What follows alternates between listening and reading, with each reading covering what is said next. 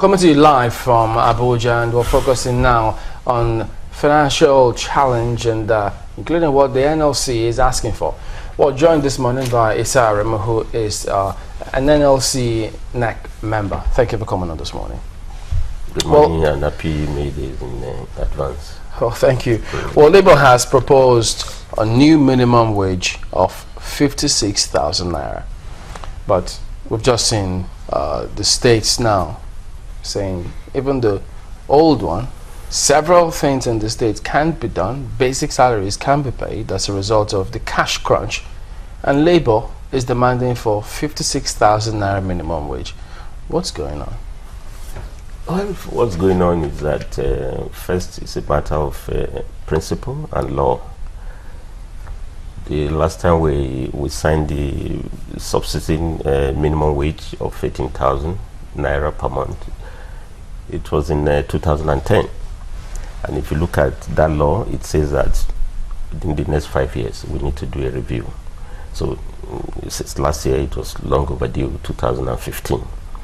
And we did that because we don't want a situation in which, we allow the time of review to be too long.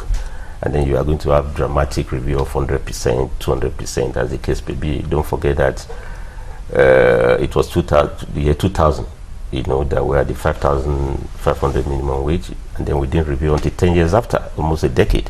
So all the, stakeholders agreed, namely the federal government, state government, organized private sector and labor, that we have to be doing 5 years periodic review. And for me, that goes to the global practice. In fact, in UK, minimum wage is being reviewed almost every year. But this one... So that's first, let me first of all set it out. First, the matter of principle is about constitutionality, it's a matter of law. And we're having a rule of law, it must be done. That's second. Then secondly, it's also, look at the numbers, 18,000 naira per month. The time we signed this minimum wage, I think dollar was exchanging for about 150 naira, and we settled that it was about $20 per month. But now, it's now completely it's different. Miserably, it's about $80. It's a scandal. You can't drive this economy with this kind of miserable pay. And above all, the working people are completely down. Now we have working beggars. The story everywhere. But so what I'm saying is that it's due for review. Now about the inability of the state government to pay the existing pay. Again, what we have seen from the tape you've shown us is that it's not. What we have seen here is largely lack of will to get things done. And I think the president... Lack of will? Yeah. I would like to commend President Buhari for the commitment. He has been consistent to think outside the box. Because normally in a federation, he shouldn't care about whether state governments are not paying or not, because they are responsible to pay. He should only be talking of his own federal employees. No, what I'm saying, if you go by the strict principle of federation, ideally, but because of his commitment, he was alarmed to say, how can you not pay salaries? And in spite of that, this is almost third round of bailouts that have been given out to state government. Now, what I'm saying here is that I think governors have to know that they are also employers of labor, and they must make sure they pay workers that work for them. Yeah, but what is the point? There are some governors that are actually paying in spite of all the constraints. Yeah. What is the point of saying, well, yes, it's due by law, and then you review it and it can be paid? No, wait, it just simply must be paid.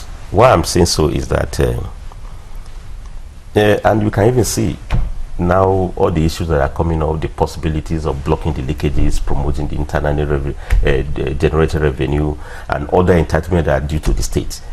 Those are the issues that have been ignored over the time.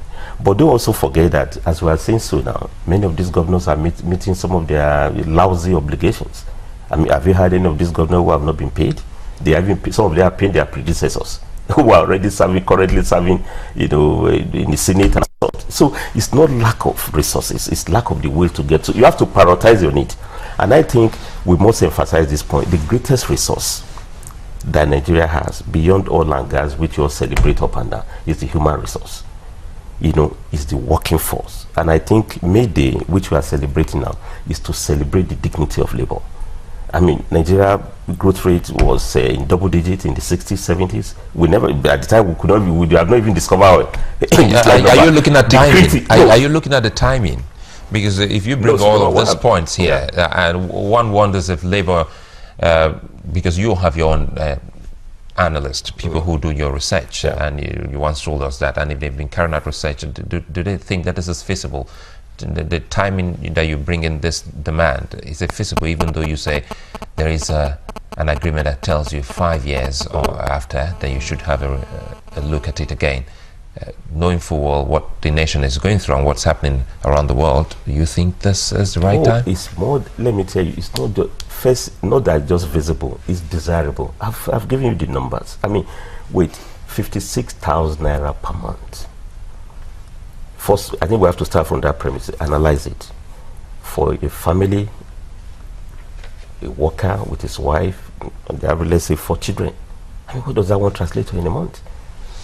You know, so it's really not, and above all, wages paid to the working people return back to the economy. It buys basic things like food, pay for its rent, you know, pay for transport. It turns the economy around. That's also very desirable for us. No, let me also learn, and above all, let me also learn about whether it's very, very doable. In fact, the organized private sector knows that. Yes, because when you say that you've given the, you've given the numbers. The numbers that you've given is just the number of the salary. You haven't given it in relation to what it is that the country currently earns.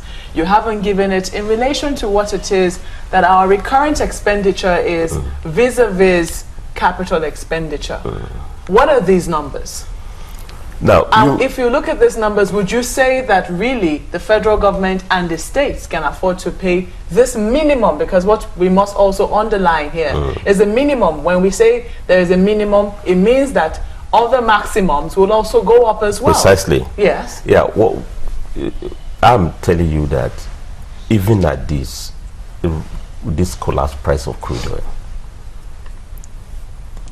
and you hear all the revelations that are going on, even under our nose, this 0.6 trillion naira was about to be padded.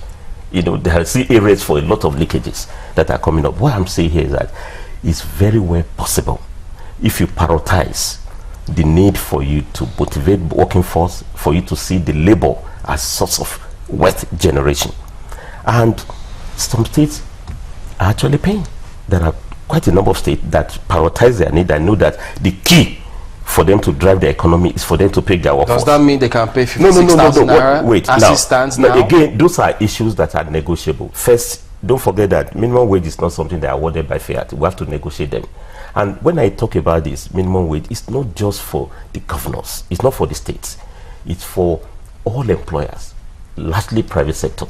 If you check if you throw out these numbers, I mean, even as depressed as my sector is, we are close to that in textile industry.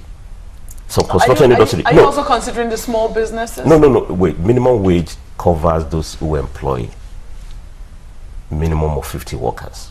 So we've excluded those who are not covered within that 50. You know, because it's not also meant to, to kill small enterprises, barbers and the rest of them who cannot pay. But we're talking of those who employ minimum of 50 workers and above.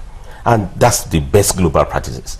So the second point I also want to raise is that don't forget that the workers pay. Workers are where the people pay taxes. Our pay is almost automatic. I mean, including you who are here. Once you pay as you earn. So what you pay to the working people also adds impact on the broad sector of the economy. But the point I'm even raising is that the key for recovery of this economy is to improve effective demand, improve the living wage of the working people in a way that they can buy more goods and services and turn around. And I think... And nobody can fault that. Yeah. Nobody can fault that. A lot of people will say it is the right of labor to be able to demand, an increase in wages. You have said that, you have agreed that there must be an appraisal, a review every 5 years. Yes. And as such, this year, it's due for that review. And it's well within the right of labor. But then labor must also be able to consider other circumstances around this particular review. The question is, has it considered those external circumstances? No, it's not even labor issue. I think all of us should look at what the facts are. I mean, look at the numbers. No, wait. Let me look at. Look at these revelations. of theft going The on. revelation was not done in isolation of labor. No, wait. I'm saying the revelations have not been proven. No, but that also tells you that it's not lack of resources. Help me here, Mr. Then the second point I also want to raise is that even the allocation of the limited resources. I mean, under this economy in which you say we have no money, look at the kind of money legislators are going to spend to buy cars.